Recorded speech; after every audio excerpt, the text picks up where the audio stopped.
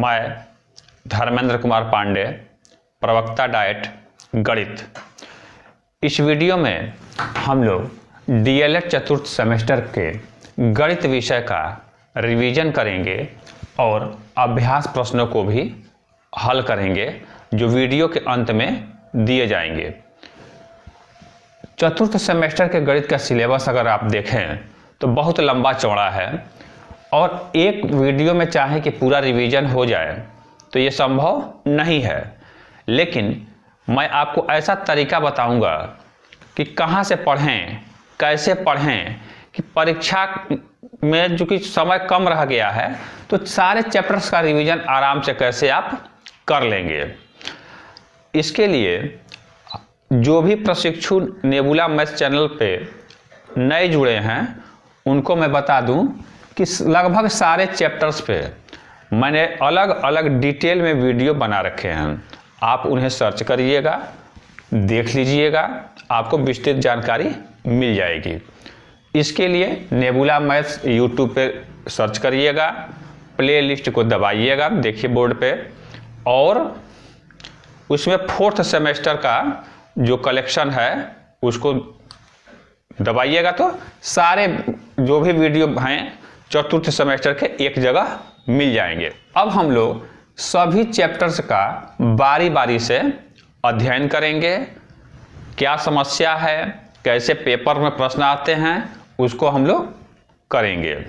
तो इस चैप्टर में सबसे पहले देखिए करड़ी है, लेकिन करड़ी पढ़ने से पहले वर्ग और वर्गमूल और घन घनमूल पढ़ लेना जरूरी है। यद्यपि वर्ग वर्गमूल पर कुल 3 वीडियो पहले से हमने बना रखे हैं, फिर भी संक्षेप में पढ़ लेते हैं। वर्ग का मतलब होता है कोई संख्या दी हुई है, मान लीजिए 4 दिया है, इसका वर्ग निकालने का मतलब 4 के ऊपर ऐसे लिखेंगे और मतलब ये है कि 4 का अपने ही में 2 बार गुणा कर देना है और जो उत्तर आ जाए। 0.4 का वर्ग निकालना है तो 0.4 में 0.4 का गुणा करेंगे। अब ये समस्या कुछ हमारे प्रशिक्षुओं के साथ आ जाती है कि दशमलव का गुणा कैसे करें, तो घबराना नहीं है। जो नंबर दिया गया है 4 और 4, इसका गुणा कर लेंगे। यह मान के कि दशमलव है ही नहीं तो 4 और 4 का गुणा भी हम लोगों ने 16 किया है। उसके बाद देखते हैं कि दशमलव कितने अंक बाद है, तो इधर से गिनते हैं बाएं साइड में। 1 अंक देखिए 4 के बाद है तो 1 अंक यहाँ है और 1 ही अंक यहाँ है, यानी 1 और 1 मिलके 2 अंक बाद हमें दशमलव लगाना है। जो उत्तर आया है 16, इसमें भी ऐसे गिनेंगे 1 2 अंक हो गया, यहाँ दशमलव लगा दीजिए। ये 0.4 का वर्ग 0.16 हो गया। 0.16 इसी तरह कुछ और ले लेते हैं, मान लीजिए 0.01 है, इसका वर्ग निकालना है तो क्या करेंगे 0.01 गुणे 0.01। अब 1 का 1 में गुणा कर लेंगे, ठीक ना। अब यहाँ देखिए 1 यहाँ 2 अंक बाद दशमलव है और यहाँ भी 2 अंक बाद, यानी हमें 4 अंक बाद दशमलव लगाना है। अब यहाँ तो 1 ही अंक है, 4 अंक लाएंगे कहाँ से, तो इस साइड में क्योंकि इधर दशमलव लगाना है ना, 0 लगा के 4 अंक बना लेंगे। 1 2 3 देखिएगा 1 2 3 4 अंक हो गए, दशमलव लगा लीजिए और ये दशमलव अच्छे से दिखाई दे, यहाँ 0 भी लगा लीजिए। इस तरह से हम वर्ग बनाते हैं। आपको कम से कम 1 से लेकर 20 तक की संख्याओं का वर्ग आना चाहिए। जैसे झटके में पूछ दिया जाए कि 12 का वर्ग बताइए तो 12 गुणे 12 144। इस तरह से आपको भी याद होना चाहिए। 10 का वर्ग सीधे सीधे 100, ठीक है ना। अब हम लोग वर्गमूल पर आते हैं। वर्गमूल जो है वर्ग का उल्टा है। जैसे 16 का वर्गमूल निकालना हो, यहाँ देखिए अब हम लोग वर्गमूल पे आ गए हैं, तो ऐसा नंबर खोजना है कि जिनका आपस में ही गुणा करने पे, देखिए आपस में ही गुणा करने पे क्या आ जाए 16 आ जाए। तो हम लोग प्रैक्टिस अभी किए हैं कि 4 एक ऐसा नंबर है कि 4 में 4 का गुणा करें तो 16 आ जाएगा। लेकिन क्या कोई और भी नंबर है जिसका आपस में गुणा करने पे 16 आ जाएगा, तो देखिए -4 भी है। 4 में 4 का गुणा किए तब भी 16 आया, लेकिन -4 में -4 का गुणा करेंगे तब भी 16 आएगा, क्योंकि 4 चौको 16 और माइनस मिलके प्लस हो जाता है। तो इस तरह से हम देख रहे हैं कि 16 के वर्गमूल निकालने के लिए इस तरह के निशान का प्रयोग करते हैं। इस निशान का इस्तेमाल करड़ी में होगा, इसीलिए मैंने कहा था कि करड़ी हम लोग बाद में पढ़ेंगे। अब इसके वर्गमूल, ये मतलब है कि 16 का वर्गमूल निकाला जा रहा है। यहाँ चाहे तो 2 लिख भी सकते हैं और नहीं लिखा है तो ये मान लेते हैं कि वर्गमूल ही निकालना है। तो वर्गमूल 2 हुए, 4 और -4। लेकिन इस चैप्टर में हम लोग पॉजिटिव वर्गमूल को ही ध्यान में रखते हैं। परीक्षा में अगर आता है 16 का वर्गमूल और ऑप्शन में 4 और -4 दिया है तो सही है। अब जैसे कि अभी हमने पढ़ा, इस तरह का नंबर कोई दिया हो 0016 और इसका वर्गमूल निकालना है, तो क्या करते हैं, देख के घबराते नहीं हैं, बहुत आसान है। अभी जैसे हमने वर्ग निकालना है उसका उल्टा कर देना है। जो अंक दिया है 16, ठीक है ना, इसका हम जानते हैं कि 4 होता है, और यहाँ देखिए ये दशमलव की जगह पे 1 लिख देते हैं बटा करके, ये दशमलव की जगह पे 1 लिखिए। उसके बाद गिन लीजिए 1 2 3 4, जितने अंक हैं उतना 0 लगा लीजिए। वर्गमूल निकालना है तो वर्गमूल ये वाला निशान बना दीजिए। अंश का अलग वर्गमूल, हर का अलग। 16 का अभी हमने देखा है 4, और इसका कैसे निकलेगा इतना बड़े का, तो जितना 0 है 1 के आगे, एक का 1 कर लीजिए, और जितना जोड़ा बनाइए 2 का, हर जोड़े से 1 ले लीजिए। 100 का वर्ग 10,000 और 4 का वर्ग 16। इस तरह से हम दशमलव, इस टाइप के अगर प्रश्न आते हैं 1 नंबर में या बहुविकल्प में तो हम हल कर लेते हैं। अभी हम देखेंगे आगे कि 16 कोई बड़ा नंबर दिया हो। पिछले साल के पेपर में एक प्रश्न आया था कि कोई नंबर दे दिया जा रहा है, पूछा जा रहा है कि इसका वर्गमूल निकालेंगे तो वर्गमूल में कितने अंक होंगे। जैसे ये देखिए, अभी 9 का वर्गमूल निकालें तो 3, माने इसके वर्गमूल में अंकों की संख्या कितनी है 1। 16 का वर्गमूल 4, 16 में 2 अंक हैं 1 2, लेकिन इसके वर्गमूल में 1 अंक। कोई नंबर इस तरह से दे दे और पूछा जाए कि वर्गमूल में कितने अंक होंगे, बहुत आसान है, देखने में तो परेशानी हो रही होगी।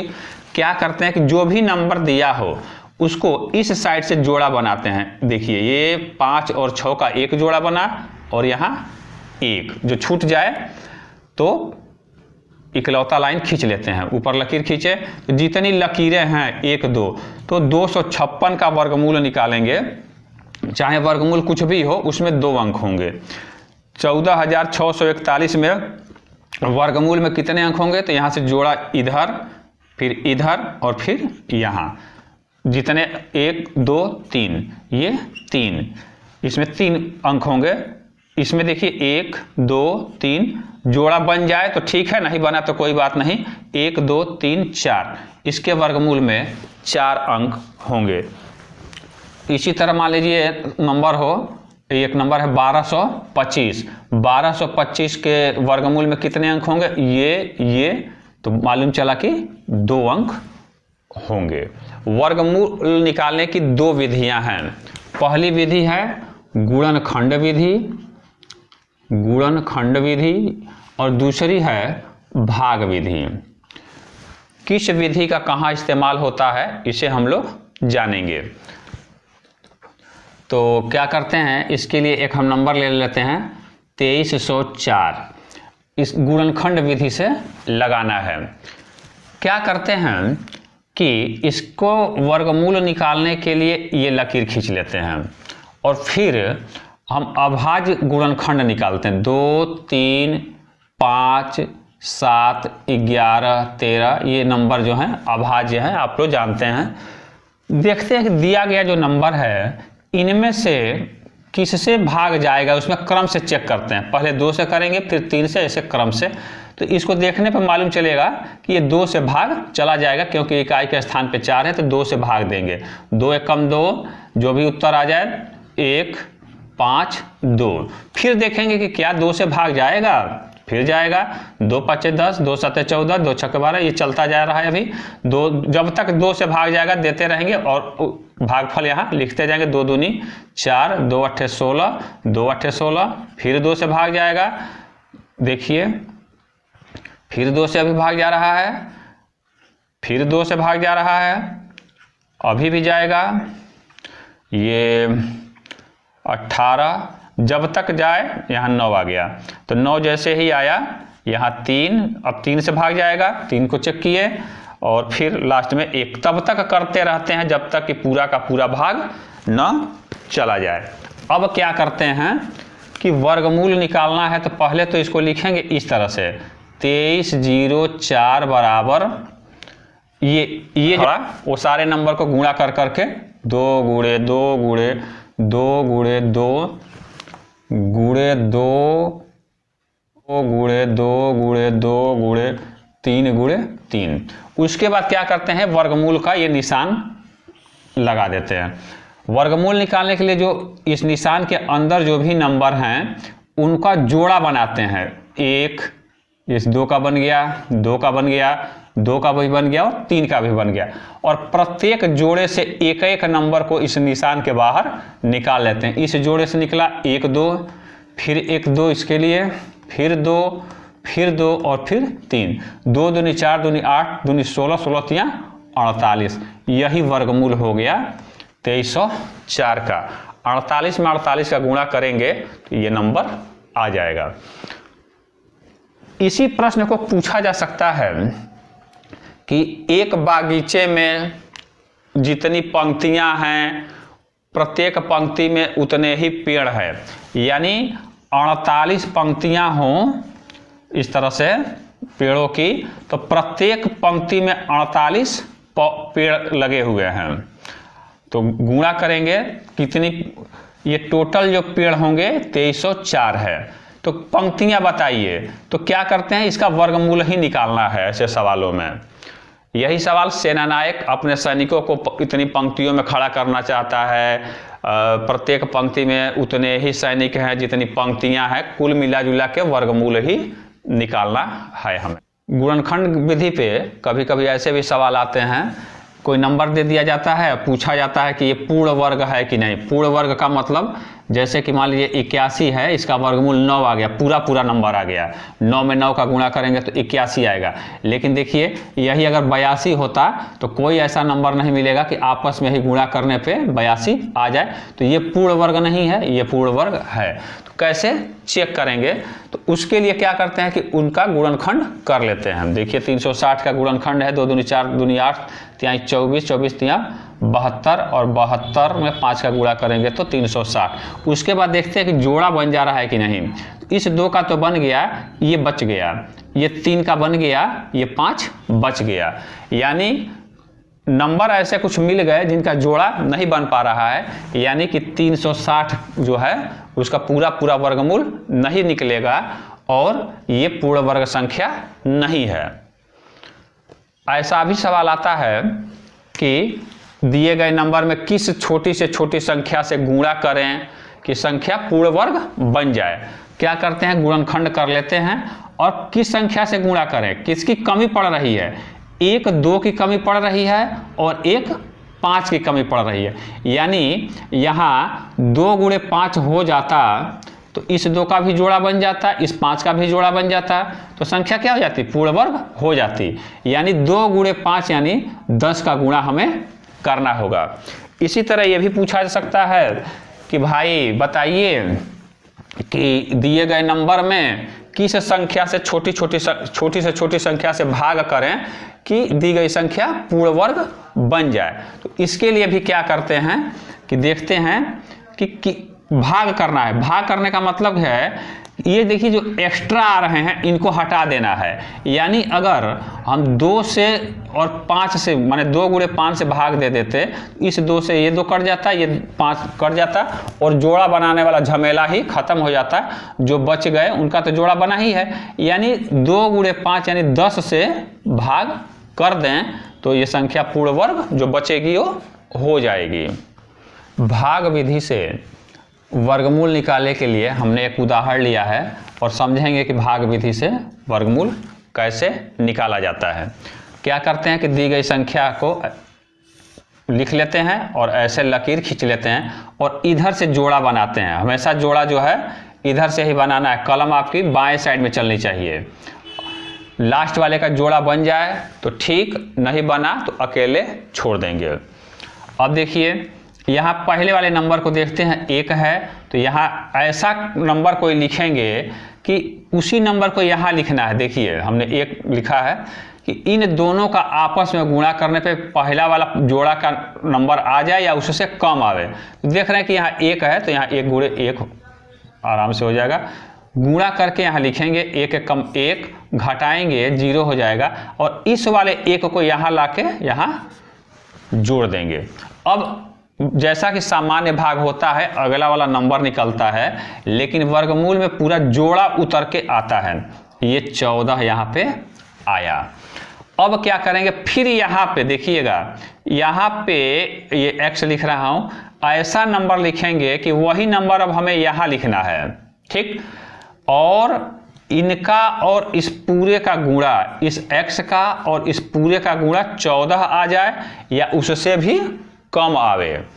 तो देख रहे हैं कि यहाँ है 14 और यहाँ ऑलरेडी 2 है दहाई के अंक पे, तो पहले ही ज़्यादा हो गया तो ये नहीं आने वाला है। तो अब क्या करेंगे कि अगला वाला, माने कोई नंबर नहीं मिला, कोई ऐसा नंबर नहीं मिला, तो हम क्या करेंगे कि यहाँ 0 लगाएंगे और यहाँ भी क्या करना पड़ेगा, 0 लगाया जाएगा। अब ये 49 यहाँ पे आएगा, अगला वाला जोड़ा आएगा। अब यहाँ देखेंगे कि यहाँ पे कोई ऐसा नंबर x लिखें कि इसका और इस पूरे का गुणा 1449 आवे या उससे कम आवे। तो थोड़ा सा ये अभ्यास की चीज़ है। मुझे यहाँ दिख रहा है 2 सत्ते 14 लगभग में मिल रहा है और यहाँ भी 49 मुझे दिख गया है। तो ये 7 अगर लिख दें तो देखिए 7 सत्ते 49 और 7 दून, ये देखिए आ गया, ठीक ना। ये घटाएंगे, ये 0 आ गया। तो ये जो उत्तर आया यही क्या है, ये प्रोसेस है। इसका थोड़ा सा 2-4 सवालों पे आप अभ्यास कर लीजिए। इसका वर्गमूल आ गया 107।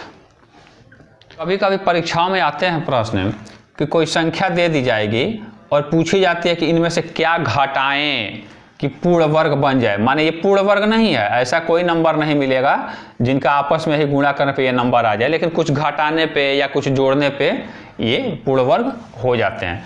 इसके लिए क्या करते हैं, जब भी ये पूछा जाए कि कितना जोड़ने पे या घटाने पे, तब भाग विधि लगाते हैं, और ये पूछा जाए कि किस संख्या से गुणा किया जाए या भाग किया जाए तो गुणनखंड विधि लगाते हैं। यहीं पे हमारे प्रशिक्षु जो है कंफ्यूज हो जाते हैं।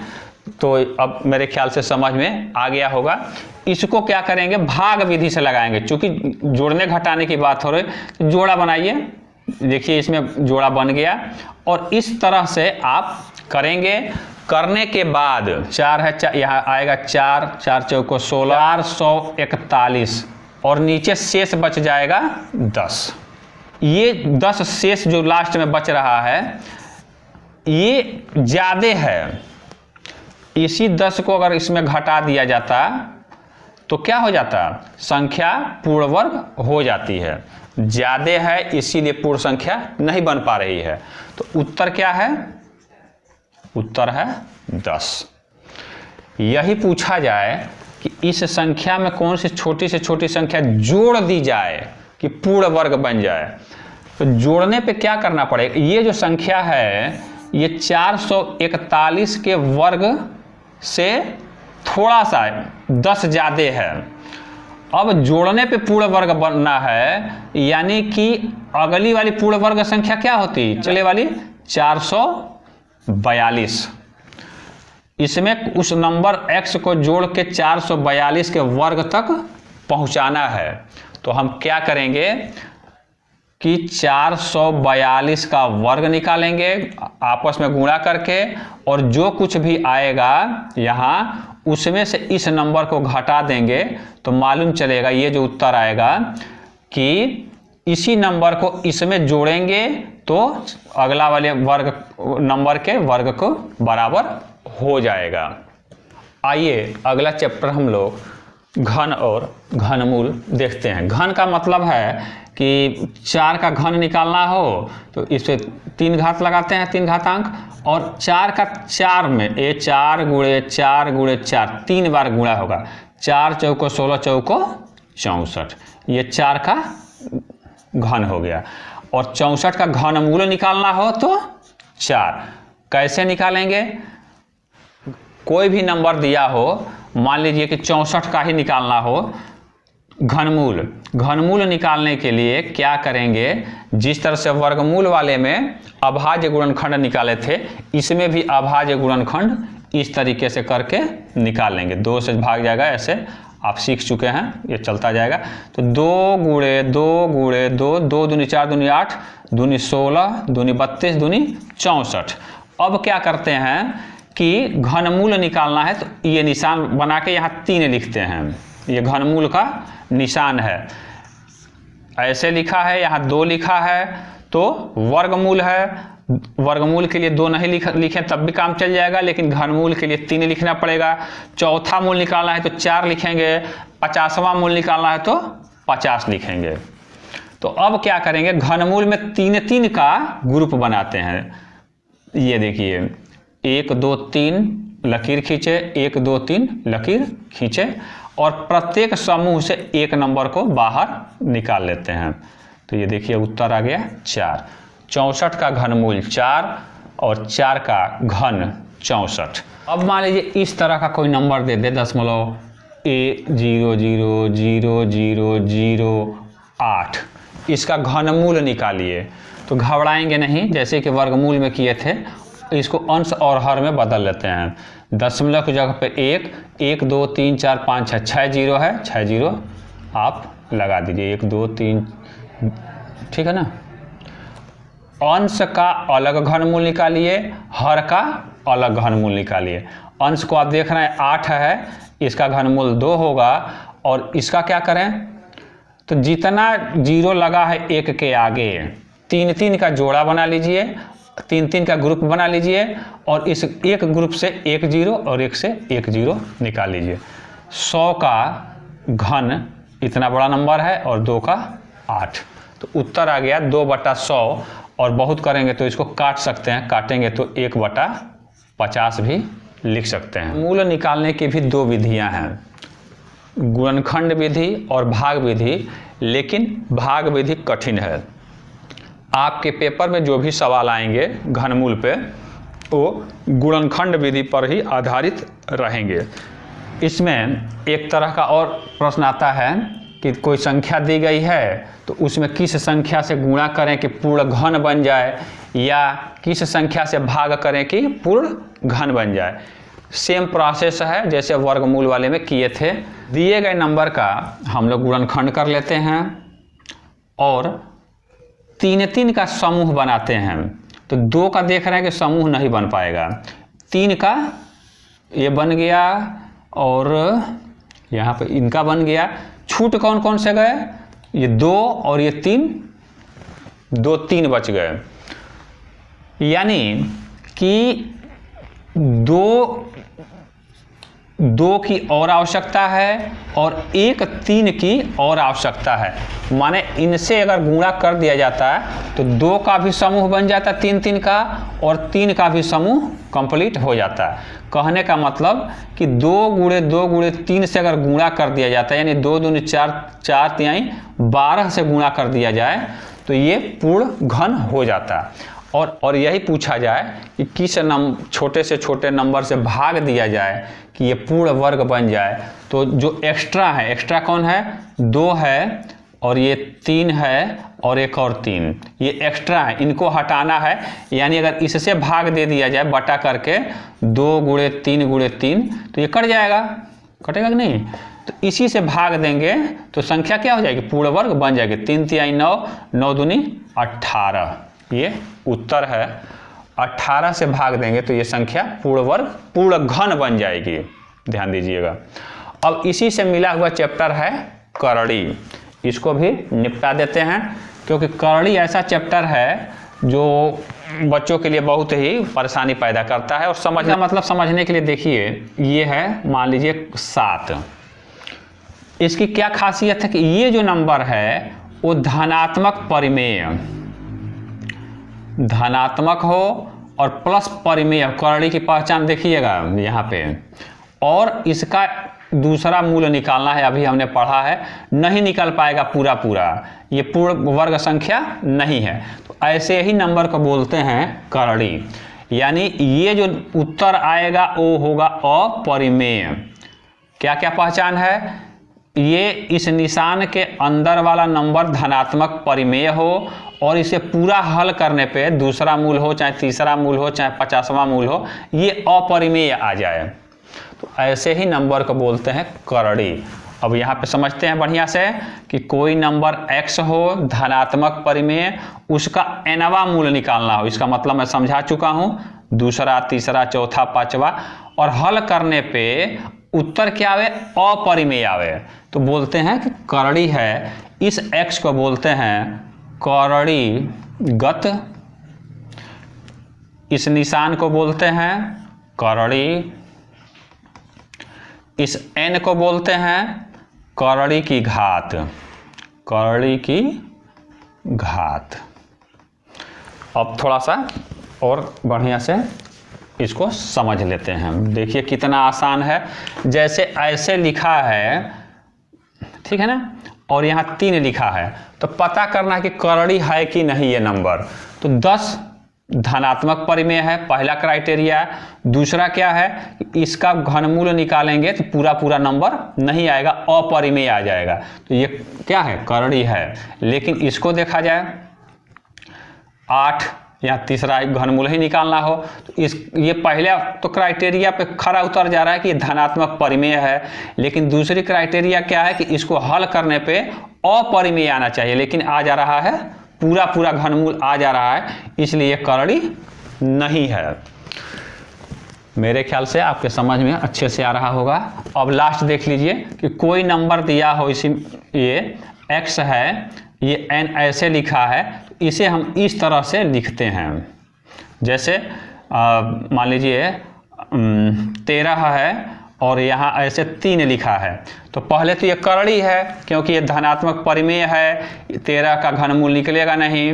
इस करड़ी का घात है 3, ठीक ना, तो इसको लिखेंगे 13 पे ऐसे, ये 3 घात पर ध्यान दीजिए, घात 3 है करड़ी की, इसकी घात n है। और ये जैसे ही ऐसे लिखे तो आपने तीसरे सेमेस्टर में घातांक पढ़ रखा है, सारे नियम कानून इसके बाद जो है घातांक वाले लागू होने लगते हैं, तो अब उसको अलग से पढ़ने की ज़रूरत नहीं है। तो अब देखिए हम लोगों ने इतना रिवीजन कर लिया। अगला जो है ये प्रायिकता है। प्रायिकता ऐसा चैप्टर है जिसे बहुत ही लोगों को बीपी बढ़ जाता है नाम सुनते ही। तो आपकी सुविधा के लिए मैंने इस पर कुल 4 वीडियो बना रखे हैं। 2 वीडियो बहुत शुरू के थे। नेबुला मैथ चैनल का पहला वीडियो मैंने प्रायिकता पर ही बनाया था। उस समय चूँकि शुरुआत था, इसलिए हो सकता है कि आपको वीडियो जो है हिलता डुलता नज़र आएगा, क्योंकि वीडियो बनाते समय सामने वाले लोग, हमारे साथी, कैमरे को हाथ से पकड़ते थे और ये बनता था। हमारे पास अभी उस समय उपकरण नहीं थे। तो वीडियो को देखिएगा, कंटेंट बहुत अच्छा है।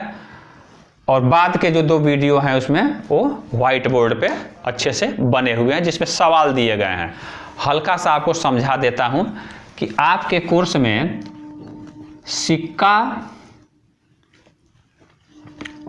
1 सिक्का और 2 सिक्का और पासा, 1 पासा और 2 पासे पे आधारित सवाल आपके पेपर में आते हैं। प्रायिकता का चैप्टर बहुत आसान है। इसके लिए सबसे पहले सैंपल स्पेस या प्रतिदर्श समष्टि बनानी होती है।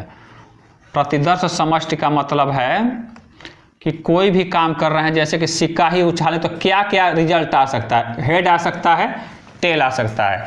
2 सिक्का उछालेंगे तो क्या हो सकता है कि दोनों पर हेड आ जाए, पहले पर हेड दूसरे पे टेल, पहले पे टेल दूसरे पे हेड, ये या दोनों पे टेल आवे।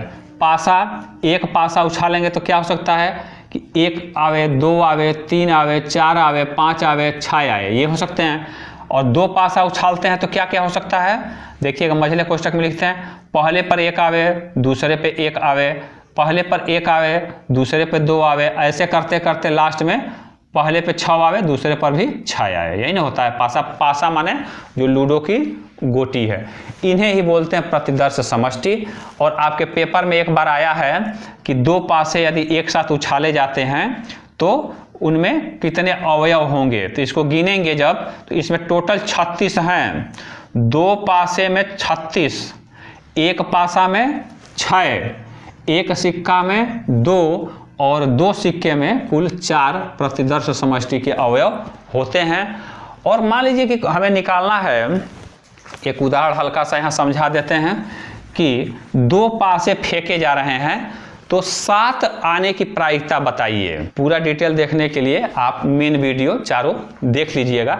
यदि लिंक खोजने में कोई दिक्कत हो तो कमेंट बॉक्स में लिख दीजिएगा, मैं आपको अलग से भी उस चैप्टर का लिंक भेज दूंगा। तो 7 निकालना हो, सबसे पहला काम क्या करते हैं कि बटा का निशान लगाते हैं। यहाँ लिखेंगे 7, ये 7 आने की प्रायिकता, ठीक है ना। बटा, ये लकीर खींचेंगे और बटे में जो ये नंबर हैं प्रतिदर्श समष्टि के, 2 पासे उछालने पे 36, ये बटा 36 रहेगा ही रहेगा। 2 पासे का सवाल आता है तो बटा 36 आंख मूंद के लिख देना है। और अगला जो है 7 आने की प्रायिकता, तो जब ये हमने अभी लिखा था, हमने मिटा दिया गलती से, 1 1 1 2 ऐसे करते करते लास्ट में 6 6, तो देखेंगे कि किन किन नंबर्स का योग 7 आ रहा है। तो इसमें आएगा, देखिएगा कि 2 5 आएगा, 5 2 आएगा, 3 4 आएगा, 4 3 आएगा, 1 6 आएगा और 6 1 आएगा। इसका मतलब आप समझ रहे हैं कि पहले पासे पे 2 आएगा वैसे फेंकेंगे तो, और दूसरे पे 5, तो 1 2 3 4 5 6 केस ऐसे हैं, तो इसको लिखते हैं ऊपर। काट लेंगे, काटने के बाद उत्तर आएगा 1/6। ये प्रायिकता भी समाप्त हो गई। आगे और देखिए, प्रायिकता का चैप्टर जो है बहुत आसान है, लेकिन प्रश्न आते हैं यहाँ। और देखिए, बेलन और शंकु के चैप्टर पे मैंने विस्तृत जो है, अभी कल ही मैंने वीडियो रिवीजन के लिए डाला है, उसे आपने देखा भी है, ये भी खत्म हो गया। चतुर्भुज के प्रकार पर विस्तृत वीडियो बना हुआ है, आप उसको देख लीजिएगा। चक्रीय चतुर्भुज पर भी वीडियो बना है अलग से। चक्रीय चतुर्भुज का मतलब क्या है, यहाँ समझ लेते हैं कि ये जो है वृत्त है और इसमें कोई चतुर्भुज बना है इस तरह से। इसकी खासियत क्या है कि ये जो शीर्ष हैं ये वृत्त के ऊपर होने चाहिए। यानी देखिए इस तरह से अगर कोई है तो ये क्या है, चक्रीय चतुर्भुज नहीं, ये देखिए बाहर चले गए सब और एक अंदर है। या ऐसे देखिए, ये भी चक्रीय चतुर्भुज नहीं है, ये अंदर का, इसको कहाँ जाना चाहिए, यहाँ पे जाना चाहिए। खासियत क्या है चक्रीय चतुर्भुज की, बहुत ही बढ़िया वीडियो बना है डिटेल में, उसको देख लीजिएगा। चक्रीय चतुर्भुज में सिर्फ एक ही नियम याद रखना है कि आमने सामने के कोणों का योग 180 अंश होता है। यहाँ अगर डबल है, यानी कि ये अगर 100 अंश का है तो ये 80 अंश का होगा। और क्या है, ये x अंश का है तो ये 180 माइनस x अंश का है। चतुर्भुज के 4 कोणों का योग 360 अंश होता है, इसको ध्यान रखिएगा। चाहे कैसा भी चतुर्भुज क्यों न हो, टेढ़ा मेढ़ा बड़ा छोटा कुछ भी हो, 4 भुजाएं से बनी हुई बंद आकृति होनी चाहिए और उनके कोणों का योग, ये जो कोण है इनका योग 360 अंश होना चाहिए। इस बात को चतुर्भुज वाले वीडियो में मैंने विस्तार से बताया है। अब आइए, परिधि और क्षेत्रफल पर भी विस्तार से हमने वीडियो बना रखा है। वृत्त, ये देखिएगा बहुत लोग कन्फ्यूजन में रहते हैं। इस चित्र को बोलते हैं वृत्त, और ये जो घुमावदार लाइन है काली वाली, इसको नापने पे जो कुछ आएगा मीटर में सेंटीमीटर में, उस नाप को बोलते हैं परिधि। इन दोनों में बहुत लोगों को अंतर समझ में नहीं आता है। परिधि का सूत्र होता है C बराबर 2 पाई r। r क्या है? ये त्रिज्या है। व्यास क्या होती है? व्यास जो है केंद्र से, ये केंद्र हो तो केंद्र से जाने वाली जो ये वो है रेखाखंड है जो वृत्त के दो बिंदुओं को मिलाती है, उसको बोलते हैं व्यास। व्यास जो है त्रिज्या का 2 गुना होगा। देख ही रहे हैं, ये त्रिज्या है, आधी ये त्रिज्या होती है, पूरा हो जाएगा तो व्यास हो जाएगा। तो ये उसका सूत्र है। और पाई की जगह पे सवाल को हल करते समय 22/7 रख लेते हैं। पाई बराबर 22/7 एग्जैक्ट नहीं होता है, इसके लिए भी हमने उसी वीडियो में वृत्त वाले में विस्तार से समझाया है। और वृत्त के क्षेत्रफल का सूत्र क्या होता है?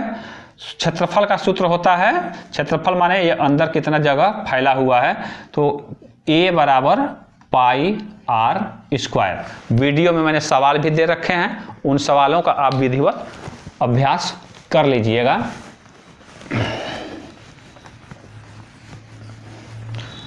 जैसे एक सवाल पूछा जा सकता है, 2 तरह के सवाल मुख्य रूप से आते हैं कि एक पहिया है तो जिसकी त्रिज्या 7 सेंटीमीटर है, तो 3 चक्कर में कितनी दूर जाएगा? 1 चक्कर का मतलब परिधि होता है, तो निकाल लेंगे। पहले तो परिधि निकाल लीजिए। 1 चक्कर में चली गई दूरी 2 पाई, पाई माने 22/7 रख लीजिए, और r माने 7 काट लीजिए। 22 दूनी 44 सेंटीमीटर हो 1 चक्कर में चलेगा, तो 3 चक्कर में चली गई दूरी क्या हो जाएगी? 44 में 3 का गुणा कर लेंगे। एरिया अगर पूछा जाता है कि इसका क्षेत्रफल बताइए, तब सूत्र लगा देंगे A बराबर पाई r स्क्वायर। फार्मूले को ध्यान से अगर देखें तो परिधि वाले में 2 यहाँ पे है और एरिया वाले में 2 यहाँ पे है। एरिया बराबर अगर पूछा जाए तो पाई r स्क्वायर मैंने 22/7 गुणे 7 गुणे 7, इसका गुणा करके उत्तर सेंटीमीटर स्क्वायर में आ जाएगा। तो ये हम लोगों ने खत्म कर लिया। अगला देखिए त्रिकोणमितीय अनुपात। त्रिकोणमिति पर मैंने 2 वीडियो बना रखे हैं, जिसमें आपको बताया गया है कि sine theta, cos theta, tan theta या इस तरह के जो भी हैं वो वास्तव में होते क्या हैं और कहते किसको हैं। त्रिकोणमिति जो चैप्टर है वो समकोण त्रिभुज में काम करता है। कुछ नाम दे दीजिए A, B, C, और इस कोण को कुछ बोल देते हैं, मान लीजिए इसको हमने कहा थीटा। ये यूनानी भाषा का जो अल्फ़ाबेट होता है ना, उसका एक अक्षर है। अब कोण तो कुछ भी हो सकता है, 10 अंश, 50 अंश, 100 अंश। इसके सामने वाली भुजा को लंब बोलते हैं, दूसरी वाली को आधार बोलते हैं, और इस जो तिरछी वाली है सबसे लंबी वाली को कर्ण कहते हैं। तो इस तरह से 2-2 भुजाओं का हम जोड़ा बनाते हैं और उनका आपस में भाग देके अनुपात निकालते हैं। लंबाई को नाप लेंगे, जैसे कि लंब और कर्ण दोनों को नापें, उनको भाग करें, तो जो कुछ आएगा उसको कहेंगे साइन थीटा। लंब कौन सा है? जैसे कोण के सामने वाली भुजा को लंब बोलते हैं, तो AB और बटा कर्ण माने AC। इसी तरह cos theta, tan theta, sec theta, cot theta, cosec theta को दोनों वीडियो में बहुत ही विस्तार से मैंने बता रखा है, उसको देखिएगा। परीक्षा में सवाल आते हैं एक खास तरह के हर साल। देखिएगा, इस प्रश्न को ध्यान से समझिएगा कि साइन 30 अंश बटा कॉस 60 अंश, या उल्टा भी कर सकता है, ये ऊपर नीचे भी हो सकता है। यदि आपके पेपर में इस तरह का प्रश्न आता है और यहाँ ये जो दोनों कोण हैं इनका जोड़ 90 अंश आता है, 60 और 30, तो इसका उत्तर 1 ही आएगा। आप लिख दीजिएगा।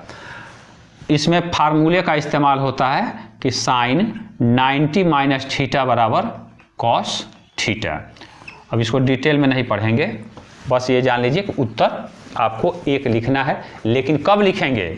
जब ये जोड़ जो है 1 आवे, जोड़ जो है 90 अंश आएगा तब। लेकिन यदि जोड़ 90 अंश 9 हो, मान लीजिए साइन 60 अंश और यहाँ लिख दे tan 45 अंश, अब क्या करेंगे? या आजकल ट्रेंड चला है, ये वाले भी प्रश्न आने लगे हैं, साइन 30 अंश प्लस कॉट 60 अंश माइनस tan 45 अंश, तो क्या करेंगे? तो इसके लिए मैं इस वीडियो के बाद एक वीडियो पोस्ट करूंगा, आप लोग उसको ज़रूर देखिएगा। उसमें ये जो 30 अंश है, 60 अंश है, 45 अंश वगैरह हैं, इनके मान को कैसे आसानी से याद कर लेंगे ये मैं बताऊंगा। छोटा सा वीडियो होगा 5-10 मिनट का। अब हम लोग वर्ग समीकरण को पढ़ते हैं, इस पर बहुत सारे सवाल आते हैं। वर्ग समीकरण का जो रूप होता है वो 2 तरह का होता है। पहला तो ऐसे हो सकता है कि 2 नंबर हों, माने x स्क्वायर हो और a का स्क्वायर हो, बीच में माइनस का चिन्ह हो, तो पहला रूप हो गया। दूसरा रूप ऐसे होता है ax square plus bx plus c बराबर 0। दोनों पर सवाल हम लोग अभ्यास कर लेते हैं कि किस तरह से प्रश्नों को हल करते हैं। इसके लिए मैंने एक सवाल लिया है, x स्क्वायर माइनस 49 बराबर 0, बीच में माइनस होना चाहिए। क्या ये वर्ग समीकरण के मानक रूप में है? तो 49 को अगर ऐसे लिख दें तो काम बन जाएगा। x स्क्वायर माइनस a का स्क्वायर पहले वाले रूप में है। क्या करते हैं कि जो भी नंबर दिया है उसको दूसरे तरफ लेके चले जाते हैं, देखिए, और दोनों पक्षों का यहाँ लिखेंगे, दोनों पक्षों का वर्गमूल निकालने पे हमें निकालना तो x का मान ही ना है, तो x स्क्वायर का वर्गमूल x और 49 का वर्गमूल क्या होगा, याद आ रहा है ना, प्लस 7 और माइनस 7, ये नहीं लिखते हैं। तो यही उत्तर हो गए। x के 2 मान आएंगे, 7 और माइनस 7। एक और उदाहरण देखिए, यहाँ पे है ये वाला, इसको कैसे हल करेंगे? 16x स्क्वायर माइनस 25 है तो इस साइड में ले जाएंगे बराबर 25। पहले वाले का अब देखिए, ये इधर x स्क्वायर होना चाहिए लेकिन 16 जुड़ा हुआ है, 16 को दूसरी तरफ ले जाइए, 25/16। दोनों पक्षों का वर्गमूल निकालिए तो x बराबर यहाँ 25 करड़ी में और ये माने अंडर रूट में, तो प्लस माइनस अंश का अलग वर्गमूल, हर का अलग वर्गमूल, 5/4, यानी उत्तर आया 5/4 और माइनस 5/4, ये आंसर आ गया। इस तरह से इस रूप वाले, पहले वाला जो रूप है ना, उसके वर्ग समीकरण को हल करते हैं। दूसरा वाला जो रूप है ax square plus bx plus c बराबर 0, इसको कैसे हल करते हैं? हमने तीसरे सेमेस्टर में 2 घात वाले व्यंजकों का गुणनखंड किया है। आपको याद है कि a और c का गुणा करते हैं और देखते हैं कि यहाँ प्लस का निशान है, तो उस गुणनखंड में से ऐसा वाला गुणनखंड लेते हैं कि जोड़ने पर b आ जाए, यहाँ माइनस है तो घटाने पे b आ जाए। सेम काम करना है, गुणनखंड करते जाना है और इधर जो है बराबर 0 लिखते जाना है। जैसे ये सवाल है, सवाल को हम लिख दे रहे हैं फिर से, 3x square plus 10x plus 8 बराबर 0। क्या करते हैं कि ये x स्क्वायर के गुणांक और बिना x वाले का गुणांक आपस में गुणा कर लेते हैं। 8 तिहाई 24, 24 के गुणनखंड करेंगे। बहुत सारे गुणनखंड होंगे, 1 गुणे 24, 2 गुणे 12, और क्या हो सकता है 8 गुणे 3, 6 गुणे 4, बहुत सारे होंगे। उनमें से वो वाला गुणनखंड हम लेंगे जिनको, यहाँ देखिए प्लस का चिन्ह है कि जोड़ने पे ये 10 आ जाए, तो ये वाला देखिए 6 4 10, 8 तिहाई 24, ये नहीं होगा, 12 दूनी 24, ये सब हमारे काम के नहीं हैं। अगला स्टेप क्या करते हैं, या 3x स्क्वायर और इस 10 को 2 भागों में तोड़ लेते हैं, 6 प्लस 4x प्लस 8 बराबर 0। गुणा कर लेंगे 3x² प्लस 6, ये सब आप लोग थर्ड सेमेस्टर में किए हुए हैं, बराबर 0। इसके बाद कामन लेते हैं, ये देखिए इनका और इनके बीच में जरूर कुछ ना कुछ कामन मिल जाएगा। 3x x प्लस 2 और यहाँ से 4 कामन लेंगे, तो इसकी पहचान यही है कि आपने सही लगाया कि नहीं, कि ब्रैकेट में बराबर आ जाएगा। अब इस ब्रैकेट वाले को कामन लेते हैं हम, बराबर 0। अगला स्टेप क्या है, यहाँ मिटाते हैं, ऊपर ले चलते हैं फिर से। दो संख्याओं का गुणा 0 है, तो या तो ये 0 होगा या ये 0 होगा या दोनों 0 होगा। तो x प्लस 2 बराबर 0 ये दे देगा x बराबर -2, और 3x प्लस 4 बराबर 0 ये दे देगा x बराबर, ये 4 इधर जाएगा, -4/3। x के 2 मान प्राप्त होंगे, इसको याद रखिएगा। वर्ग समीकरण में 2 उत्तर आएंगे, ये हो सकता है कि दोनों उत्तर कभी बराबर हो जाएं। जो टॉपिक है ये है युगपत समीकरण। युगपत समीकरण पे बहुत सारे सवाल आते हैं, उसमें 2 समीकरण एक साथ रहते हैं, जैसे कि इस टाइप के 4y बराबर मान लीजिए 10 और 4x - 5y बराबर 14। ये 2 समीकरण होंगे और 2 अज्ञात राशियाँ होंगी xy। इनको हल करके x का मान और y का मान निकालना होता है कि ये दोनों ही मान दोनों समीकरणों को संतुष्ट कर दें। इस पर मैंने बहुत ही विस्तृत वीडियो बना रखा है, जिसमें भिन्न संबंधी सवाल, आयु संबंधी सवाल, ये प्रतिशत संबंधी सवाल, तरह तरह के माने युगपत समीकरण पर मैंने एक बहुत ही विस्तृत वीडियो अलग से कंप्लीट बना रखा है, जिसमें भिन्न संबंधी, अनुपात संबंधी, प्रतिशत संबंधी हर तरह के सवालों को मैंने डाल रखा है। आइए एक छोटा सा उदाहरण यहाँ भी समझ लेते हैं और उस वीडियो को आप अवश्य देख लीजिएगा। इसके अलावा जो आयु से संबंधित प्रश्न आते हैं उनका वीडियो मैंने पूरी तरह से अलग कर दिया है। देखिए ये 2 समीकरण एक साथ हैं, 3x बराबर 6। यहाँ से क्या करते हैं कि x बराबर का मान निकाल लेते हैं। देखिए एक ही बार में आ गया x बराबर 2। y का मान अगर निकालना है तो क्या करें कि इस समीकरण में x बराबर 2 रख देना है, तो 4 × 2 प्लस y बराबर 14 और यहाँ से y बराबर 6 आ जाएगा। तो इस आपके सिलेबस में समलंब का क्षेत्रफल है। समलंब का जिक्र मैंने चतुर्भुज वाले चैप्टर में किया है।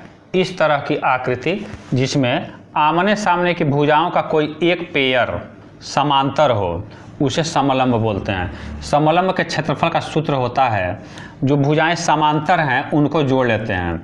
समांतर भुजाओं का योग गुणे उनके बीच की दूरी है, उसे ऊंचाई बोलते हैं। ये ऊंचाई हो गई, और बटा 2। सवाल कैसे हल करते हैं? एक समांतर चतुर्भुज के समांतर भुजाएं 8 सेंटीमीटर और 6 सेंटीमीटर की हैं और उनके बीच की दूरी या ऊंचाई 4 सेंटीमीटर है, तो क्षेत्रफल ज्ञात करना है। समांतर भुजाओं को जोड़ लेते हैं, 6 + 8, ऊंचाई से गुणा कर देते हैं, ऊंचाई है 4 और 2 से भाग दे देते हैं। ये काट लीजिए, यहीं पर कट गया। 8 × 6 = 14 दूनी 28 सेंटीमीटर स्क्वायर। देखिए कितना आसान है। ये भी हो सकता है कि क्षेत्रफल दे दे और ऊंचाई पूछे तो भी आप लगा लीजिएगा। और आपके सिलेबस का जो अंतिम चैप्टर है वो है माध्यिका और बहुलक। इस पर भी सवाल आते हैं। माध्यिका का मतलब होता है कि मध्य में, जो मध्य में आवे। जैसे तमाम नंबर ये दिए गए हैं, ये आंकड़ा दिया गया है और इसका माध्यिका निकालना है। सबसे पहला काम करते हैं कि जो भी नंबर्स दिए गए हैं उनको बढ़ते क्रम में सजा लेते हैं, जिसे बोलते हैं आरोही क्रम। सबसे छोटा नंबर कौन सा है? आरोही क्रम में सजाने पर सबसे छोटा नंबर है 5। यहाँ काट देते हैं और 5 लिख देते हैं।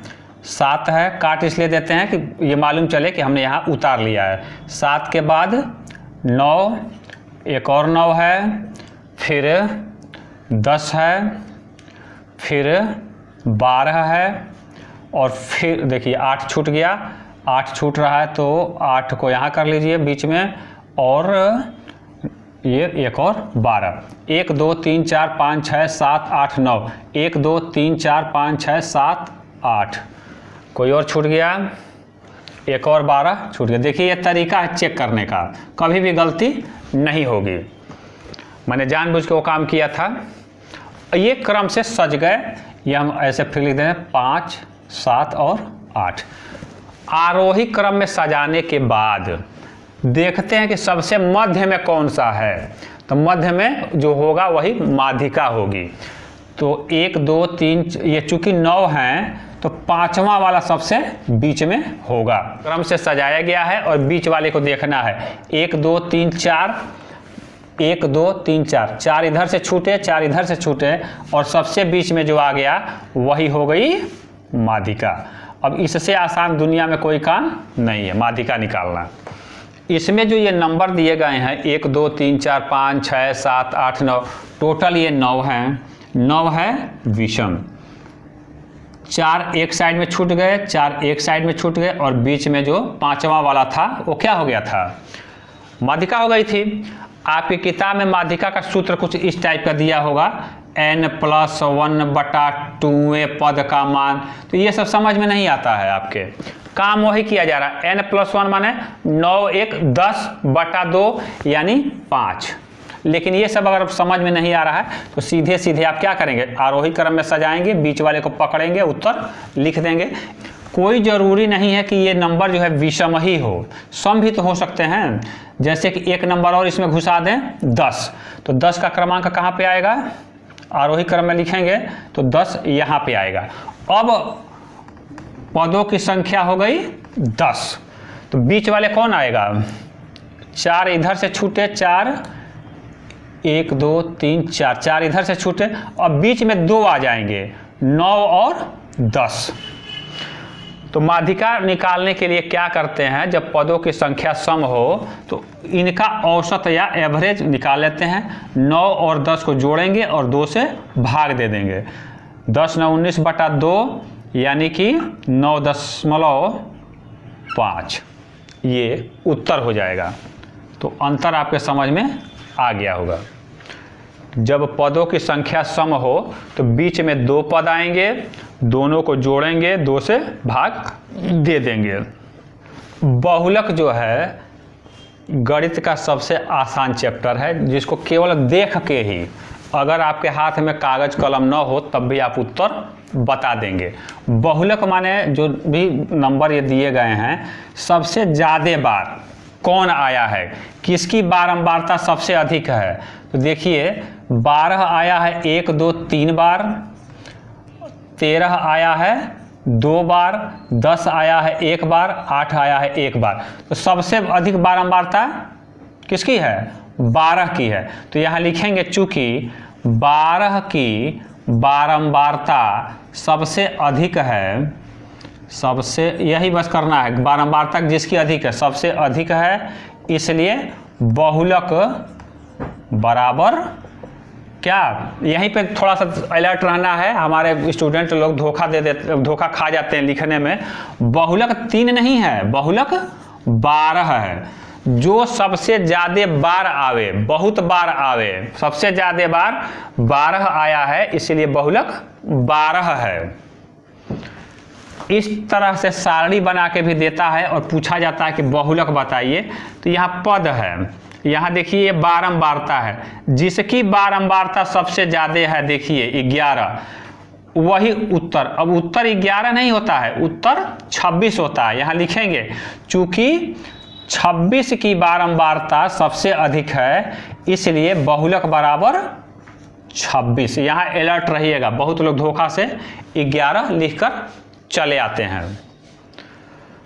एक ही वीडियो में मैंने पूरे सिलेबस को समराइज करने की कोशिश की है, क्योंकि आपके पास समय कम है। आपने वीडियो को पूरा देखा है, इसके लिए धन्यवाद।